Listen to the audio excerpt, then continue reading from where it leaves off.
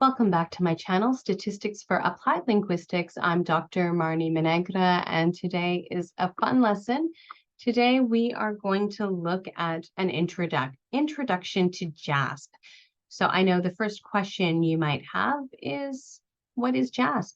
Well, JASP is a statistics program, but let's look at some more specific information about JASP, and this is taken from their handbook. I'm going to put the link to this handbook in the description below. JASP stands for Jeffrey's Amazing Statistics Program, in recognition of the Bayesian or Bayesian, depending on whether you're British or American, Sir Harold Jeffreys. And this is a free platform which is open source. And it is continuously updated and was developed by a group of researchers at the University of Amsterdam. So thank you very much to the researchers at the University of Amsterdam. And the idea behind this platform was to have a free open source program with both standard and more advanced techniques. So this should be used by everyone. Now, I previously used SPSS. Now, SPSS is commonly used by researchers, but it is a program owned by IBM, and so it is a for-profit program. Now, the makers of JASP have decided or realized that education or needed for education should be free and accessible to anybody. And so they created this for researchers so anyone can access it. Now, they've also made it so it has simple drag and drop interface with easy access menus. But the best part about it is that their tables and graphs are in an APA format that can be copied directly right out of JASP. So you can copy the tables and graphs and put them directly into your thesis because they are in APA format. Now, so as a summary, JASP is an open source statistics program created by the University of Amsterdam, and it is free for students and academics. So how do we get JASP? Well, we're going to go to jasp-stats.org, and I will put the link in the description below, and you're going to click on download JASP. So you will need to have this on your computer so that you can use it for this class and also for your thesis. So once we've got JASP downloaded, in order to use it, we need to code our data. Now, if you are coding Likert scales, you can summarize everything here and then sum the numbers of each participant who has responded to each category in this mem. So you can calculate responses for each. But the one thing we need to look at when coding data is that there should be no spaces in the titles or labels within the first line. So once we've got our data coded, and of course, depending on the test, you're going to code the data differently. You're going to need to look at each video to make sure that you've got it in Excel properly. But once we've coded our data, we're going to save it. And to do this, we're going to convert it to a CSV file format. So it should have .csv at the end and click save, because JASP will only read CSV files. So once we open JASP, then what we're going to do is we're going to go to the menu bar up here, click open, and find the file where it is on the computer or on the desktop, and open the file. Once the file is open, the first thing we look at is at the top of each column, we need to make sure that we've got the right type of label.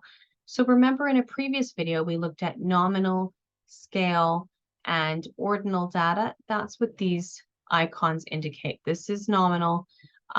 This one here with the bar graph is your ordinal, and scale will have a ruler. We'll look at that when we go live in a moment. And so today we're going to look at descriptive statistics. And of course, if you just want to get descriptive statistics and you don't want to look at any inferential statistics, you can just go to the descriptives icon here in the menu, right next to the menu bar, and click on that. And then, of course, we're going to put the variable in and the group, and it's going to give us an APA table. But it does a little bit more than that. And we'll go live in a moment here. I'm just going to quickly show some references for this slide deck, and I'm going to stop sharing this slide deck and we'll open up JASP. So here I've got JASP open, and I'm going to click here on the main menu, come down to open, go to my computer, and I've got research methods example data. I'm going to open this here. Now, as you can see, maybe you can't see this here, it's only going to show the CSV file. So I'm going to click on a CSV file and open this, and it will load. Again, I'm going to come to the test score. I'm going to keep this as scale because this is their score out of 100. And of course, we've got two groups. It's nominal. So I'm going to keep it as nominal here. And we're going to click on descriptives. So here I can just drag this over and drop it. And of course, if I've decided it's not where I want it to be, I can put it back. But I can also then click the arrow button, either or, depending on how you want to do this. And so I've got the split here. Notice here that you can only put nominal and scale data in the split. This is your group. Now here I've got group 1 and group 2. So this was set up for an independent samples t-test. I could have labeled this instead of 1 and 2. I could have put control and experimental, or I could have changed the label however I wanted. But you can decide on how you want to label everything here. Now, again, this is an APA format. I can take a screenshot of this and put it directly into my thesis. Now, if we look at statistics, we can get a little bit more information here. So I can look at quartiles. Now, we looked at quartiles in a previous video, but here I've got the 25th, 50th, and 75th percentiles. So these are the quartiles telling me the numbers here. And then also for central tendency, remember in a previous video, we discussed the mean, median, and the mode. They can all stand for average. I'm going to keep it on the mean. We've already got our standard deviation, but let's look at some other things we can do here. If I want to get a distribution plot, I can look at this class in a distribution plot, and I can even get the distribution density, which is going to tell me the line. So I can see these classes, their scores are not on a standard bell curve, just based on this display density here. Now I can also go in and, if I want to, get a box plot. And so the box plot will just show below. Now, what I'm showing you here is descriptive statistics. These other icons here will take us to inferential statistics. With inferential statistics, we can infer that whatever the participants are doing in the study, what they're doing, we can infer that that is true for the population. With descriptive statistics, we cannot do that. We're very limited. So we cannot infer anything.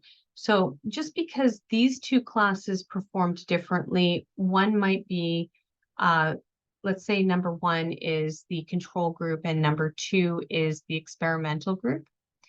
We can't say that whatever happened with these two populations could be true for other people in the population that this sample represents, because these are only descriptive statistics.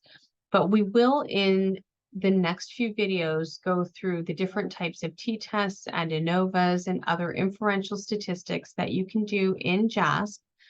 So this is the end of the introduction and showing the basics of descriptive statistics in JASP. Thank you so much for watching, and I look forward to seeing you in future videos.